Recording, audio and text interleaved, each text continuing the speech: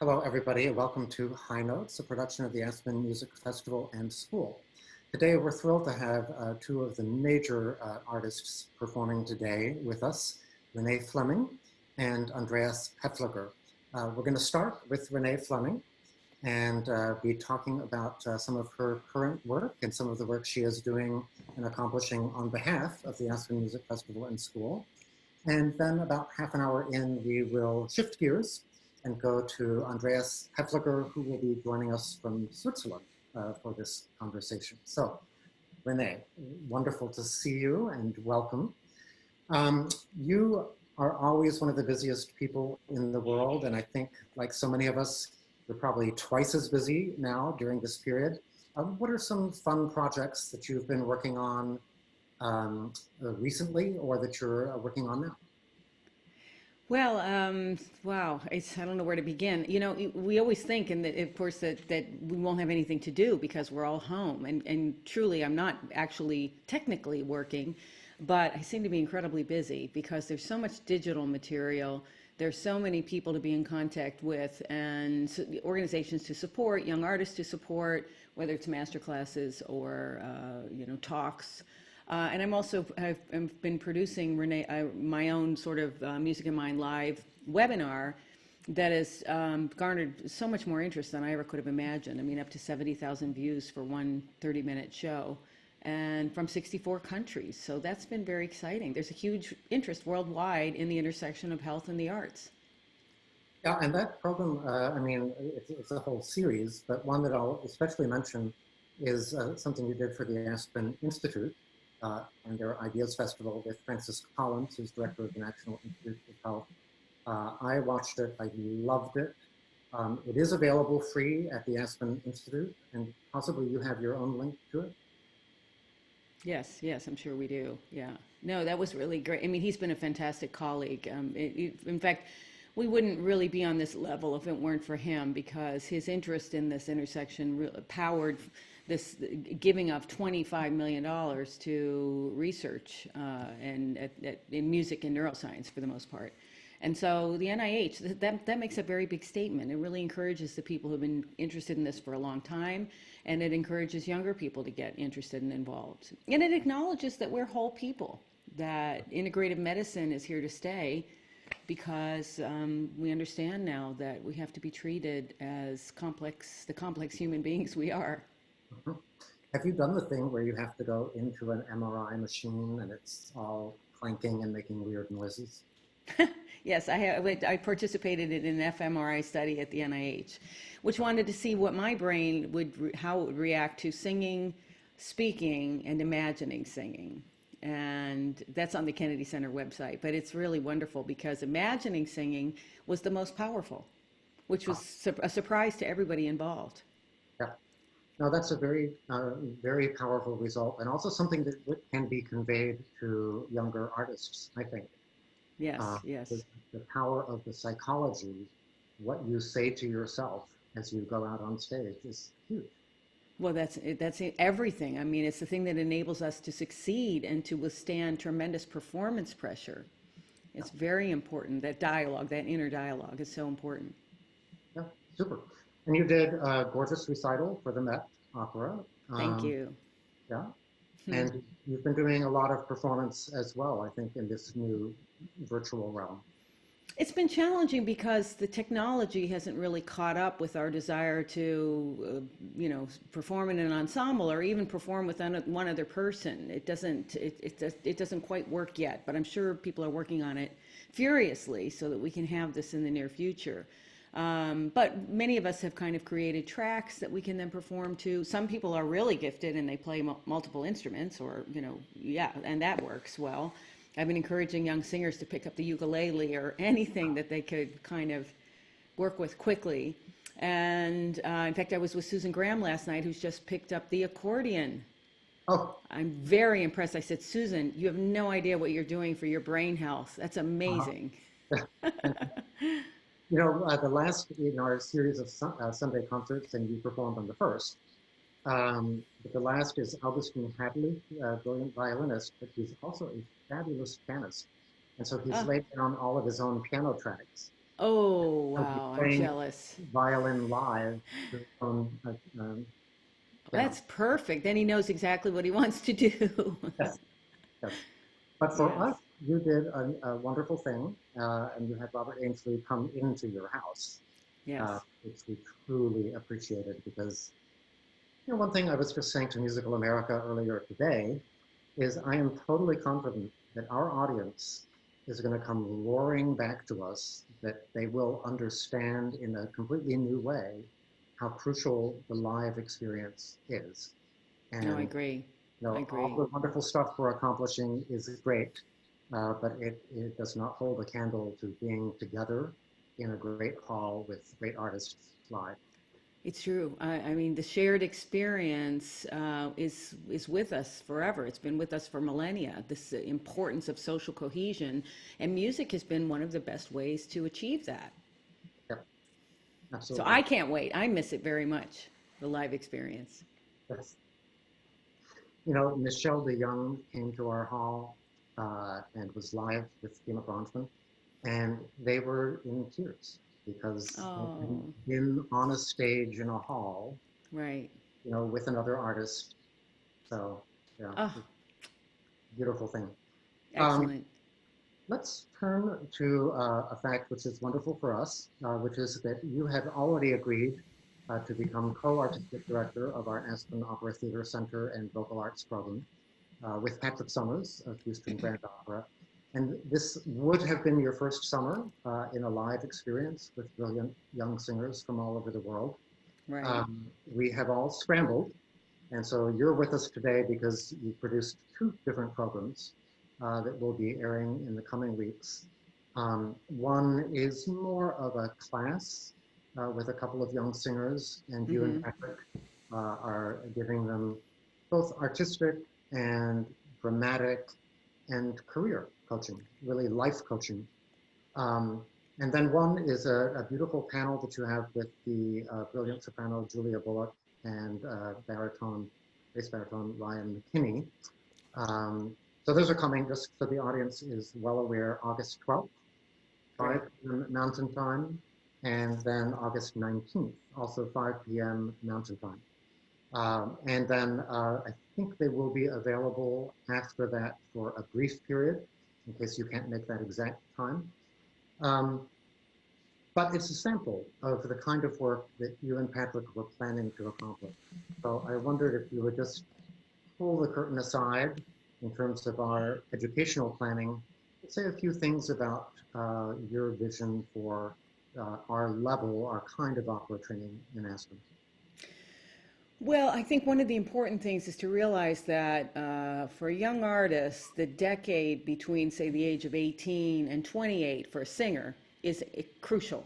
And you can't expect to be at the same level at 18 as you are at 28. So, kind of acknowledging that there needs to be a couple of different levels of education in this summer was an important first step, and also providing support for the older artists who are really ready or who are already begun their careers or are just starting their careers, and really acknowledging that they need a different type of support. So that was crucial. And the other thing is that what's required of singers now is far different than when I started out. Social media. They have to be their own publicists. The record companies are no longer there to make them into big stars. So they have to think about who they are as artists and who they are in terms of their relationship to the audience, what they'd like to be, how they would like to start out. I mean, they have so much more responsibility now for their own careers, in terms of repertoire planning, languages, even food and nutrition, taking care of themselves. So I think what we wanted to do was kind of expand the options. Business, many people don't know how to manage a tax return if they're an artist because there are so many foreign tax credits and state tax credits and deductions. It's very complicated. So we want to sort of offer them in a festival setting different types of opportunities for expanding their horizons as young performers. And the other thing is really collaborating with all the brilliant instrumental musicians who are there, and the composers, and kind of working together with the festival and the other musicians, and kind of encouraging them to think more creatively. From the beginning of your planning, Robert Spano, our music director, was so excited at the idea of integration and the composers, the conductors, the orchestra itself, so that it isn't always a just in the pit, on the stage kind of dichotomy, but people are Right. understanding uh, what they give to each other. One of the things that I'm finding with young performers, Julia Bullock was very illuminating in this respect because her career really launched from a festival setting. And it was because she met Peter Sellers. It was because she met Michael Tilson Thomas, that she met people who could really further her career by inviting her to do things. So Aspen offers that for young singers if we enable them to develop these relationships. Yeah, no, absolutely. And it's been a hallmark of Aspen forever. um, that we have some younger artists who are in more the training mode, as you described. And then we have people who are really ready to get out on a major stage, whether as a pianist or as a conductor, a composer, a singer. And those are people that I think your new program with Patrick is really aiming at, because a few insights can make such a difference. I don't know if you have Yes, any stories. Some of your first roles on stage were as a young singer in Aspen. right. Um, if you have any stories about kinds of help and guidance you received that really made a difference. Well, my first role, I played Anne Sexton in Transformations, Conrad Sousa's opera, and at Berkeley, I think it was his first directing It was. job in Aspen. Yeah. So that was an incredible experience for me because I had never imagined that one could sit and read poetry for days in preparation for an opera role. And I learned so much. And I have to say, I went into mourning after that because I never had that experience again. and, and so that's what a festival can do is provide that type of in-depth work that can inform then, I took that experience with me, obviously, in the rest of my career and had to do it for myself, basically. But that was unforgettable. I'll never forget that experience. And another thing we want to provide for young artists is versatility because now the music world has had some of the doors that used to, barriers that used to exist between us and singing other genre have come down. In fact, many opera companies use their own young gifted opera singers to perform in music theater, for instance. So we want to enable them to kind of develop those skills and also cabaret skills, to develop more their love for art song because that's a genre that I would hate to see disappear, and I think they can invest it with new energy and excitement. Yeah, and I want to get to Julia and Ryan maybe in a few minutes, but it's so striking about Julia's work that she's doing Nina Simone, she's doing Carole King, she's doing Yes, Josephine Baker. At the same time, she's doing Mozart and uh, exactly. very standard repertoire. And I also join you in thinking that's the wave of the future Right. is more and more openness uh, about what musicianship is really about. Uh, Also, a key as we seek to reform our classical music world, looking at Black Lives Matter and Hmm. that so many doors have been closed, whether on purpose or sometimes not on purpose, but just closed. Right, right. It's so important to have more diversity and across the boards, from the top down and to really be mindful about it because, and I do think we're well intentioned. It's just in some cases people hadn't really thought about it before. But I was shocked in 2010 when I sang Armida at the Met with Lawrence Brownlee, and he said that he had been rejected from romantic tenor roles because he was African American. And I said, I had no idea that Yeah. this was happening. And so sometimes it's that wake up call. It's that, oh my gosh, we need to do better. So, and I keep telling myself as well as everyone else when this comes up, we have to keep chipping away and really put systemic change into the classical music business. And we know there have been many efforts to allow young people to play mostly through sort of education programs that exist both in opera and mainly in orchestras across the country, but it has to be more than that. Well, and you came into your own completely fabulous career, but from more of a jazz and non-classical platform, I think.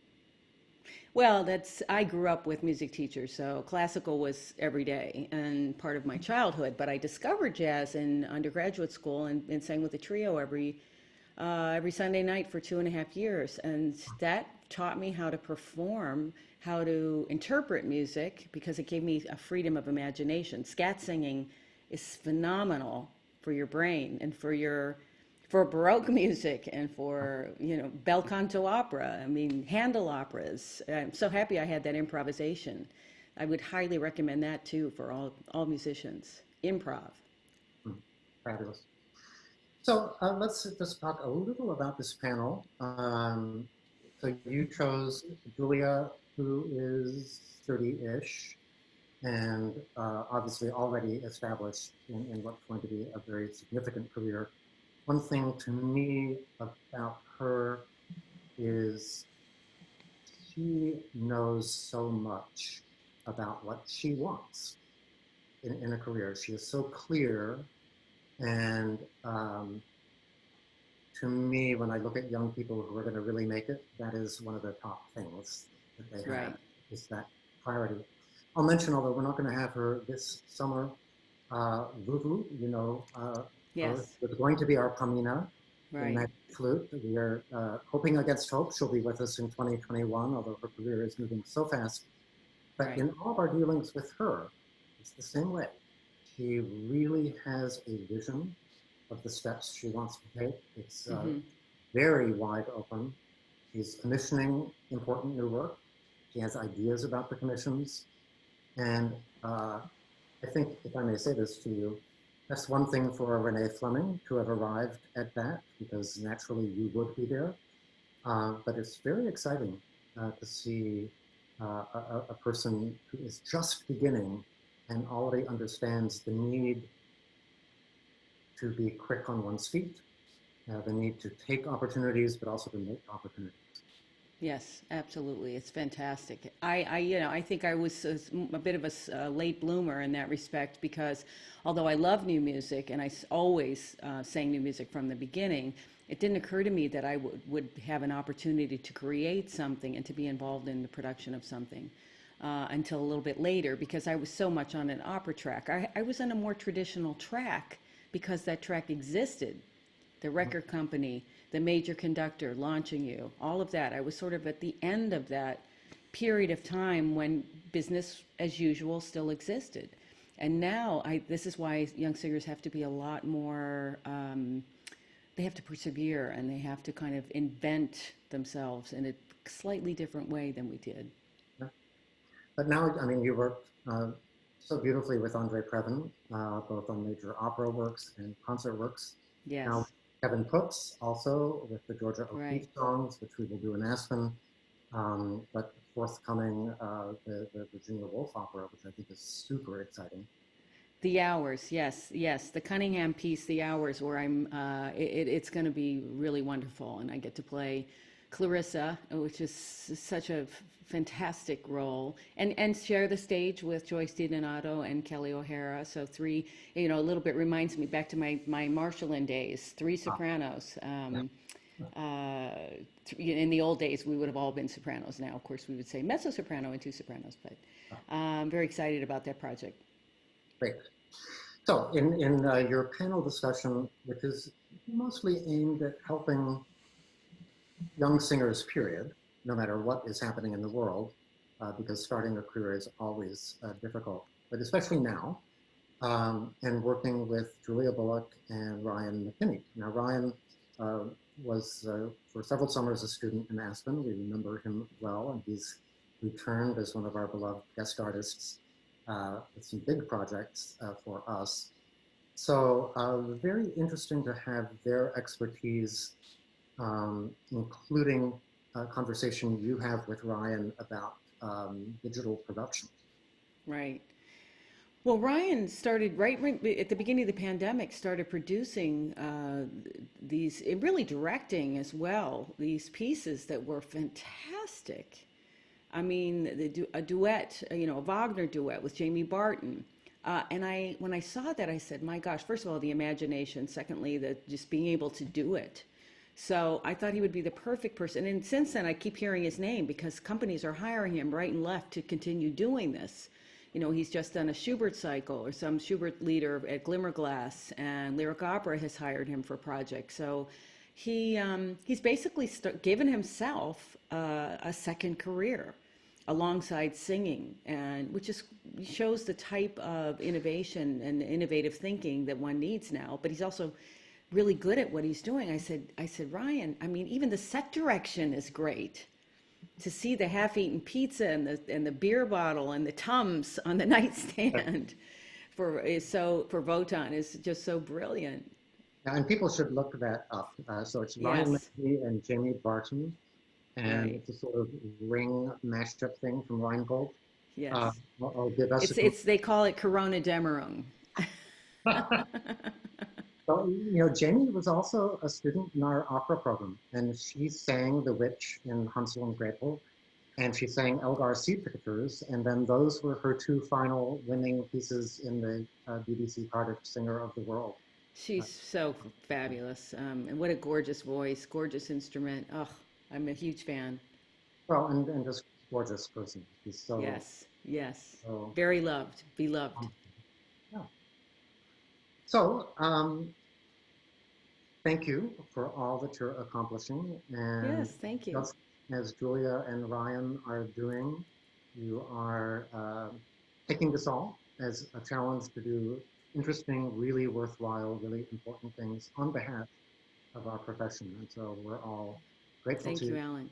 Well, I for think this. Julie and Ryan for me are sources of inspiration for all of us and for young artists especially. So I'm really happy they were available to speak. So Renée Fleming for the Aspen Music Festival and School, August 12th, 5 p.m. Mountain Time. That'll be 7 on the East Coast. And then August 19th, completely different program, also fantastic, 5 p.m. Mountain, 7 Eastern. Thank Thank you. you, Renée. Thanks, Alan. All right, take care. Bye.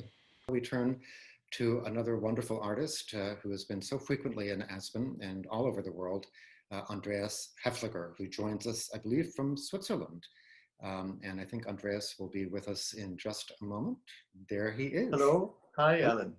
Nice Hi. to see you. Wonderful to see you. So you are in Switzerland, is that correct? I'm in Switzerland, almost as high as Aspen. And in fact, I've been here since March. On March 8th, I came here to be here for 2 days, and it turned into 4.5 months, Yeah. which is, I'm one of the very lucky ones to have this place up here, and I'm surrounded by incredible nature and beauty, and also was able to be with Marina, my wife, and Chiara, my daughter, for these 4 months, which is, for our marriage in 32 years, that has never happened until now. So I think it's a wonderful thing. Well, you mentioned Marina, and she's also a favorite in Aspen, Marina Piccinini, the flutist. So please give her our love as well. I will. She sends greetings as well. Great. So I thought we would start. We're going to mostly be talking about Beethoven and your recital program, which comes up this Sunday, 3 p.m. Mountain Time, and then rebroadcast Tuesday at 7 p.m. Mountain Time, I believe. Asador will tell me for sure. And that is Beethoven's Opus 106, Sonata in B flat, called the Hammer Clavier. But before that, I thought we'd talk a little about your father, one of the great singers of the 20th century, Ernst Haefliger. I had the opportunity to hear him in a number of ways. I think you and he might have given a Schubert cycle in Boston. You heard us in Jordan Hall, that's right, yes, with the yes. Feste Winterreise, yes, yeah. Yes, which was just completely unforgettable. And then towards the end of his career, he began doing the part of the narrator in Gurrelieder, and I think there's a sort of interesting Aspen-related story about that. Well, that's right. In that time, Asador Santurian was the administrator for the Minnesota Orchestra. And Asador has been a guest and a great friend of mine since the first time I saw him. So he was around our family. My father very much enjoyed talking to him. And in fact, he was not above liking the admiration he was getting from this young administrator. And the idea really grew in Azador's head to ask Ernst to learn this role. And my father was at that time 82, I believe. And learning a new role was not something that is just something you think about every day. So he did, and from the Minnesota performances came wonderful performances in Suntory Hall and Carnegie Hall, at Munich Philharmonic with James Levine, and at the BBC Proms. And so it was really, if you heard him, he was it was an excellent role for him. And he drove us absolutely crazy at home while he was learning it, because all we could hear was Herr Gänsefluss, Frau Gänseklein, nun duckt euch nur geschwind. And the text, until he had the text learned. But I think that, when people start an interview of me now, asking about my father, there's so much pride in me to be associated with that. And I often compare it, my learning years with him, as that of a shoemaker, because I feel that I know I have the smell in my nose. And I think, like a shoemaker would say, I know now the leather is exactly right to be made into a shoe. I have this instinct, and that is something I can only thank him for. Of course, he was just supreme in the clarity and beauty of text. So to be a narrator is appropriate, but his Bach, he sang all the Mozart opera roles, Lieder, just one of the supreme singers. And so I urge our audience to look him up, Ernst Haefliger.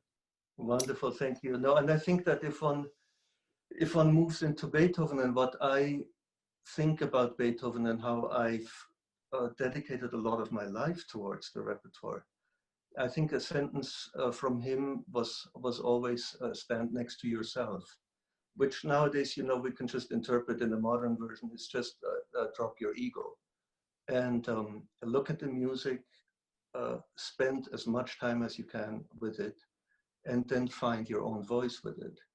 And that is something that takes an awful lot of time. And I think Beethoven is the repertoire that might be the most thankful for the investment of that time. Well, that is a perfect lead-in to talking about the Hammerklavier. Of course, a curious fact about the nickname is that the Opus 101 and 109 sonatas, also on their title page, are called Hammerklavier, Sonata for the Hammerklavier. But this is the one that gets that name. And maybe you would speculate, why is this the one to be given that very distinctive name? Well, we have a theme in the beginning that sounds like a hammered out theme, there's no doubt. And the name really was only Beethoven trying to find a national identity for his music. And since he did not understand why he should write things in Italian. And so instead of writing the sonata for pianoforte, he wrote it for the Hammerklavier, which was just a German term for it. And also the instructions are often in German, in 101 especially, 109 at times, and in 106, in fact, I believe not. But what one has to look at in this sonata is, if we go into it, is the sheer proportion of it. This is really what strikes us as this kind of insurmountable experience, especially when we're first learning and first performing it. There's just so much to go into. There's so much detail. You've played the first movement, you've played the scherzo, you've played the slow movement, and then there's this little introduction to the fugue. And in it again, there's something so intricately difficult that you just have to spend hours and hours on it. And then you have the fugue, of course. And in the movie version I've made of this piece, because I think what you will see is a kind of a concert version. In the movie version, I go into it where I have an interview, and he says he's thankful for Beethoven for daring to give us this material, for trusting us with this material. And I think this is what I find every time again. I've now played it for about 30 years, taken it on and on and on again, every time investing 3-4 months of study into it. And every time also trying to listen very carefully. Because as a Beethoven player, we have such odd responsibilities as pianists, you know, because we have to be the conductor of a big orchestra. And we have to listen with the kind of intricate contrapuntal. Yeah. So, you know, you refer to the length. This was by far the longest piano sonata Beethoven ever wrote, thus that anyone had ever written at the time. It's comparable maybe to Eroica in terms of just blowing up the idea of how long a symphony would be, or Opus 59 #1 with string quartet. But now he does that in the piano sonata genre, and sort of nothing was ever the same after that. Yeah, I think so. And I feel that for him also, of course, the fugal writing was always something that he had a very personal connection to. So to present us with this enormous fugue and with this theme that had never been thought of before as a fugal theme. I think if you were to go to any church organist and he would ask you for a fugal theme and you give him this, he would just kind of walk out the door. And you know, to present us with the skill of the retrograde and the skill of the diminution and the I think it is a tremendously personal statement for him. And what I always look for again is to look, for example, at the tempo of the first movement. You know, we have the pianists have a little inside challenge because there's a metronome mark that is not really playable. And I've decided to actually completely get away from that and actually look at the music and the way he wrote it also. And there are 8 notes. And so I've found a very lyrical way, again, maybe related to what I have in my ears from my learning German Lied when I was very young.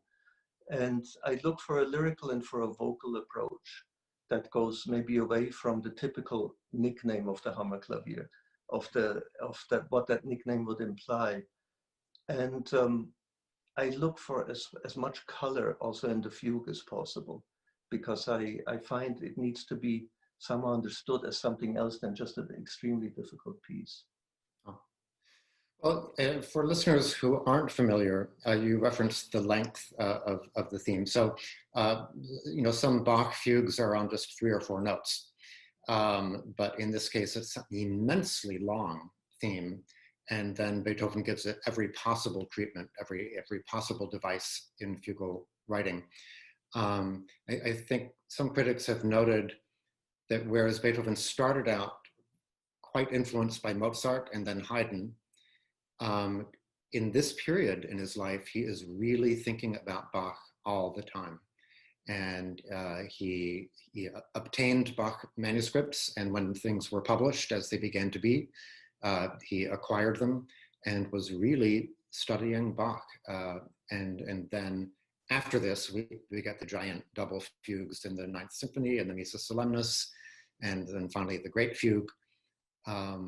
But Opus 106 is a turn towards that. You're completely right. And of course, when he first came into Vienna and had to bow his head to Haydn, he wrote some sonatas very much in the style and with the humor and the wit of. And nobody could ignore Mozart and the vocality of his writing, the qualities. And it is all there in the opus of the Beethoven sonatas. But Beethoven was excellently trained in counterpoint from a very early age on. And then when he came to Vienna, he studied with Albrechtsberger, who was then the chaplain of the Stephansdom. And Albrechtsberger had a very unique way of treating the fugue. And he allowed things that, again, also now, if I had written a fugue like that at Juilliard, well, I might, okay, let me completely retract that. But if I would have used some of the techniques like that, I would have gotten an F. Because you're writing long passages in tense, you're writing you have octaves, you have things that are just a no-go zone for formal fugal writing. But for Albrechtsberger, the fugue was an expression in itself. The difficulty of it and the counterpoint of it had an emotional quality, and that's what Beethoven was so exemplary in making this art form into a really personal statement. So you feel the might and you feel the desperation of the difficulty of the piece, and this is really what is the great challenge in the pianist. I think there's a comment recorded by Beethoven right at the time of Opus 106 where he says, I'm writing in a strict manner, meaning the fugues, but there must be poetry. Oh, that's a wonderful, wonderful quote. I have never heard that one. For Beethoven, and this is something I thought about a lot here in these last 4 months in this nature here. It was really the science and art were a way to get close to the godly for human beings. And nowadays, with the culture that we've lived through, we can call this an approach to the matrix, or we can say it is kind of, you have the feeling where your feet are lifting off, and because you're achieving something extraordinary. We as performers sometimes get this on stage, where we just know it is the evening, it's happening. And I think for Beethoven, the poetry, all his words revert back to his experiences in nature. And in that he had a very philosophical approach for nature being the thing that we need to try to approach in our art. And I think in this sonata, there's so many spectrums of this poetry and of this beauty and of this nature that we just have to really say thank you. So I thought I would also just comment on the fact that this was a period in Beethoven's life where he was not engaged in any major symphonic projects. He had gone through the 7th and 8th symphonies and was possibly thinking about the 9th and collecting some material or not. But for a number of years, he did not write a symphony. And the Hammerklavier has the scope of being a symphonic work. Yes. Yeah. I think also that Beethoven was completely aware that for him in the piano sonatas, and he could be the most daring because it was not written for a big audience. I believe he did not expect this piece to be played in public, maybe in a salon. And in fact, it wasn't performed, I think, for about 20 years until Franz Liszt gave the premiere in Paris, which is again a very interesting, and Hector Berlioz was the critic. So what a happening there. And I think this is again also a really interesting story of what living music history, that Franz Liszt was at the time in Geneva, and he was not performing much. He was composing, in fact, the Année de Pèlerinage, the Swiss album, and he was hearing of all these tremendous successes of Thalberg in Paris. And Thalberg was playing opera paraphrases and all the virtuoso things. And the 26-year-old Liszt chose to have his comeback in Paris to be the Opus 106, a sonata he had known since he was 11. And Czerny actually took the music away from him and said, "You're not ready." Oh. Yeah, I love that story. Now, I don't know whether you have an interest in Beethoven's pianos, but I'd been reading about, first of all, back in 1806, when he got an Erard piano, which he commissioned from Paris. And it really had quite an effect on some of the music he was writing. The 4th piano concerto was written on that piano, the C minor variations. at the time of Opus 106, he had just received as a gift a piano from England, a Broadwood piano, Yes. which had the 6-octave range. So it had the maximum range in that time. And I wonder if that's of interest to you. It's of tremendous interest, of course, because I remember the first time I walked past an old Blüthner piano and started just playing a little bits of Opus 57 on it. And I had to buy that piano right away because I needed to be able to recreate that sound. And I learned a lot on this. And of course, when, again, my father was recording a lot with the Hammerflügel, he recorded the 3 Schubert cycles with Ewald Dehler on it. And I also played on it then. And had the sounds, understood some of the sounds, understood that there were certain pedals that made effects. And the Broadwood was, by all accounts, a much sturdier instrument. So it could endure a completely different kind of playing than anything beforehand. And Beethoven was always looking to expand and fortify this instrument so it could be more symphonic, more to create more of the possibility of the orchestral sounds as well. And so I think when we are now on our modern piano, which is still my choice, we have to have these sounds in our ears so that we can try to recreate them. Because on the piano that we have now, you can do anything. That's what I love. Yeah. You know, you can have a vocal line, you can be a clarinet, you can be a flute. You have to know how to do it, but you have all these possibilities. And I think I started thinking about this also with listening to the quartets, because the pianist is a single person, and we're presented with this enormous score, and we have to be the conductor of ourselves. We have to have symphonic writing in our ears. We have to listen like 4 quartet members. That we have to have that kind of intrinsic and exquisite contrapuntal knowledge, as if we're each playing our own instrument. And to put all this together in a single performance, and then with a piece like the 106, is just the most satisfying thing in the world.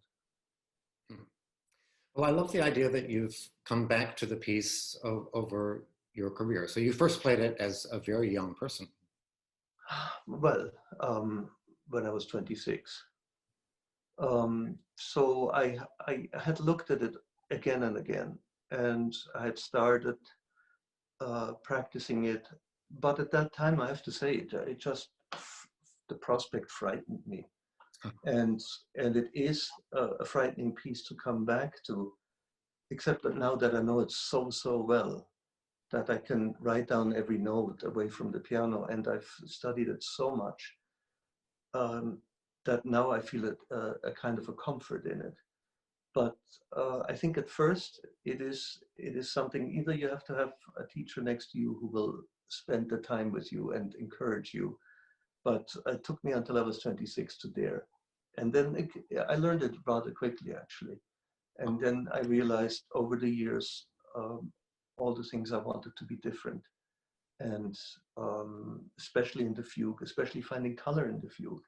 This is when the retrograde comes, and again, for the listeners who might not be musicologists, I'm sorry, but it is when the theme is played from the back to the front.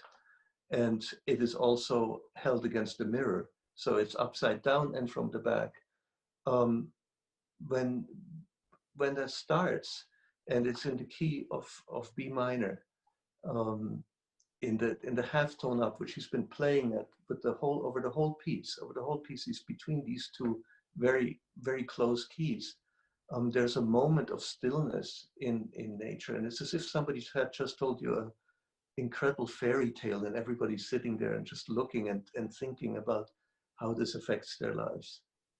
I love that image. So for us, you were doing, of course, just this work, because that's the length of the programs that we're presenting right now. If you were doing this in a recital, what have you paired it with? I've paired it with big other halves because I find everything else drowns in it. So by comparison, so I've paired it, for example, in a recital where I play Mozart Fantasy in C minor and then Opus 101, in fact, and then the B minor Adagio and the B flat 106.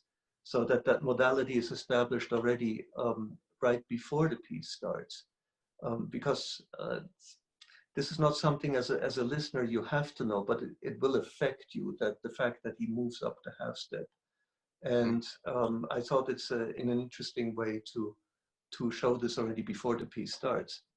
I've also paired it in recital, believe it or not, with pictures at an exhibition. Now that's a big program, but it works because you have these two giants of the repertoire standing together, and it does work. And I find that 106 needs that kind of treatment next to it. So which comes first, pictures or 106? 106. Wow. Well, I have very much in mind a recital. It's now many years ago. Asador will remember this recital as well. It was in Aspen, and Peter Serkin had Opus 106 with the chromatic fantasy and fugue. He had, in my recollection, Schoenberg Opus 11, and a group of Josquin motets arranged by Charles Warrenen for the piano.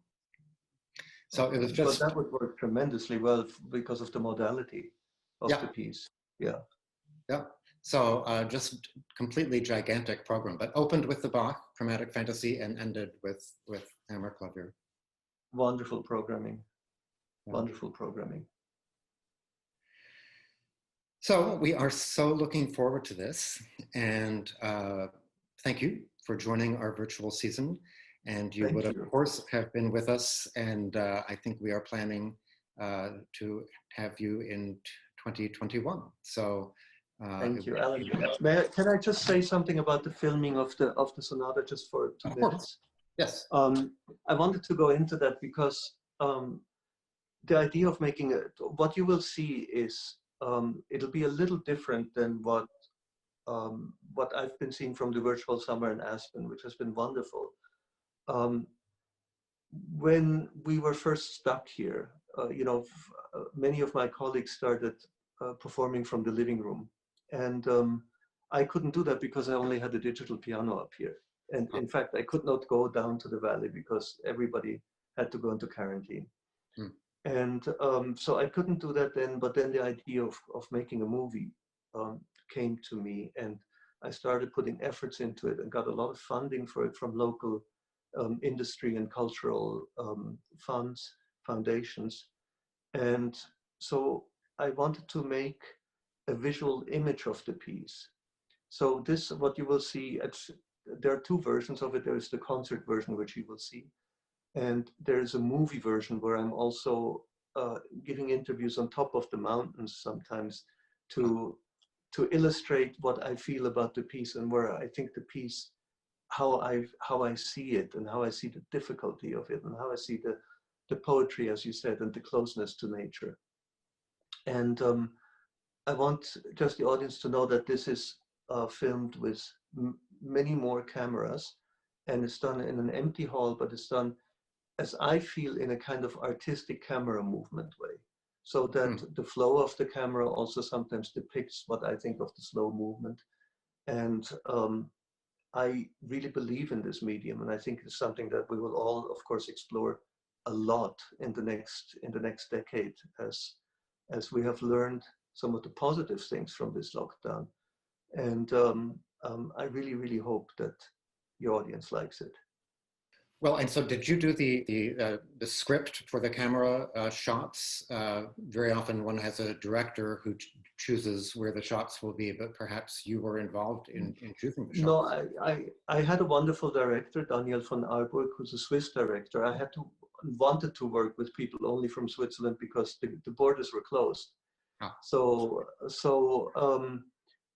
we talked about the camera movement a lot.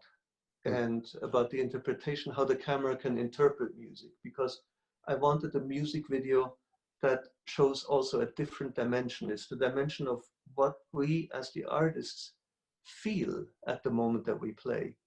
So it's a very metaphysical, strange thing to try to portray, but I hope that that you will appreciate it and see it as what I want it to be, which is a kind of an artwork rather than just a plain performance of the piece.